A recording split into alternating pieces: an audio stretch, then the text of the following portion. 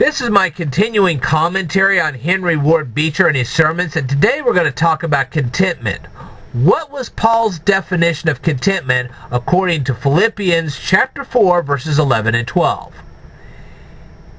Some churches get this wrong. They turn this into a defeatist attitude. That's erroneous. Oh, I guess you're poor, so just be content in being poor. Ridiculous and absurd. Okay?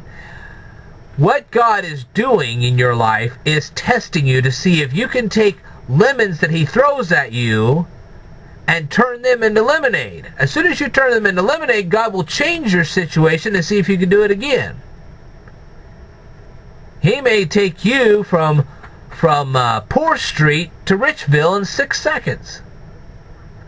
But He's got to see if you can turn Poor Street into your castle. Once you do that, He'll shift you into Richville, and He'll see if you can do it there too. You know, you can be just as miserable being rich as you can being poor. That's a fact. Can you be content while you're suffering through the Arctic Circle just as you are content in sitting around in the rainforest? God wants to see if you can adapt to every situation, not just one or two. You stand there and you say, well, I'm content as long as my wife is with me. Well, what happens if she's not with you anymore? Can you still be content with God? Take a look at these kids. I kid you not. You take away their smartphone for 5 hours, they aren't content anymore.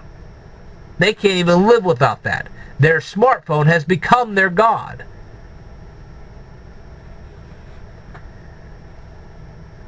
The real test is, can you be content with a smartphone and without a smartphone? You know what? I have a tablet. I'm content with my tablet. But if I didn't have my tablet, I'd still be content. There are times when I get on Facebook and there are times when I don't. There are times I teach on YouTube and then there are times when I don't.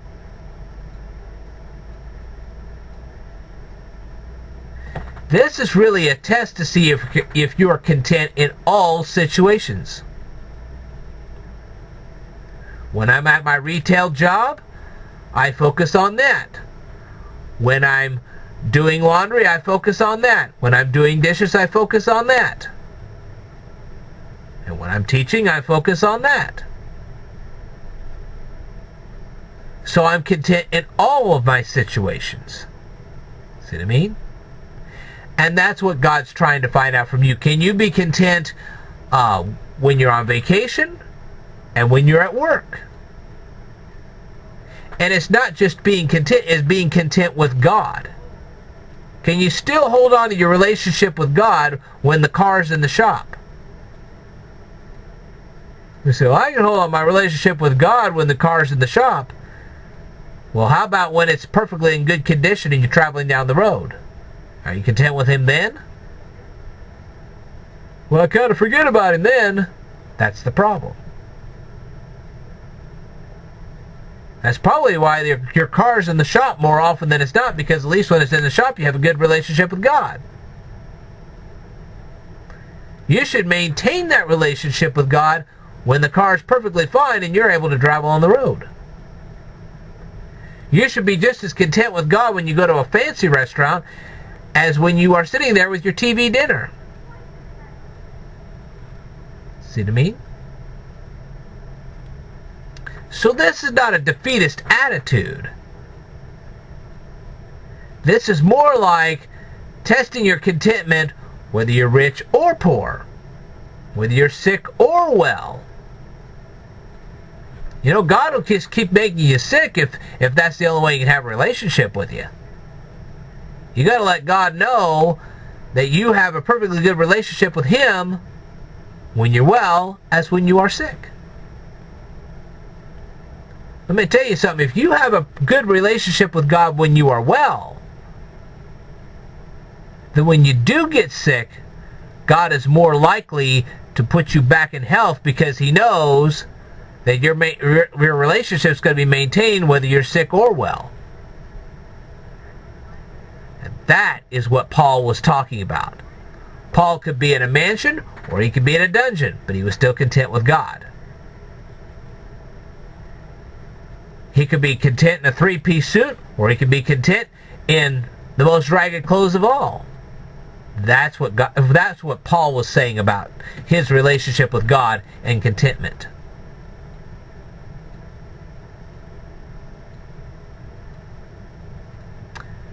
So the definition of contentment has nothing to do with a defeatist attitude. It's about being able to adapt to every single circumstance. Because circumstances can change in a heartbeat. Shoot, you could be living in the biggest mansion in the world. A tornado comes by, destroys it. Are you still content with God with that when that happens? Because you know that your insurance is going to rebuild your house, but you got to be content until the house is rebuilt. See what I mean? And this is true of people who have their houses destroyed by hurricanes or by floods or by wildfires. God's wanting to know if you're going to maintain your relationship with Him, whether the house is still standing and perfectly fine or when it's destroyed. And that's the key.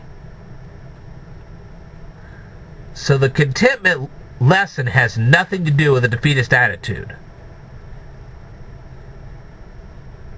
God will permit you to change certain things in your life. Just remember, the things you want to change, you have to remember, God will either allow you to change them, or He may not. And He may have a good reason for not changing them. Maybe you have plans to go on a trip, and God says, no, you're not going on a trip. Maybe God has a reason for you not going on the trip. Maybe He's just saved your life, and you didn't know it. Maybe you would have been mugged on your trip, but because you didn't go, you didn't get mugged. Sure, you're not happy about not going on the trip, but think about it this way. At least you didn't get mugged. See what I mean? So, the question is, can you be just as content with God when you're on a boat as you are on dry land? See what I mean? It's not a defeatist attitude. It's about being content with God in all circumstances. You're content with God in the happiest of circumstances. You're content with God in the saddest of circumstances. You're just as content with God at a funeral as you are at a wedding. Can you do that? Think about it. All right. That's all I got to tell you for tonight. I will tell you more in a future video. Stay tuned.